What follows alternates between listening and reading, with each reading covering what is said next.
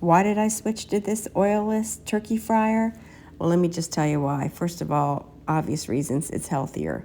And there's no oil to dispose of, so it's a lot safer to use. I don't have to worry about it catching on fire, and I don't have to spend any money at all on oil. And also, when you're cooking Thanksgiving dinner or Christmas dinner, there's so many things in the oven. This is one less thing that you have to put in the oven. You put the turkey in that basket, legs down, and then you can use this device to get it in and out. It's very easy to use. There's a lid that goes on it in case you want to use that to crisp it up a little bit. It hooks right to your propane tank. You definitely want to use this outside. It has a nice igniter.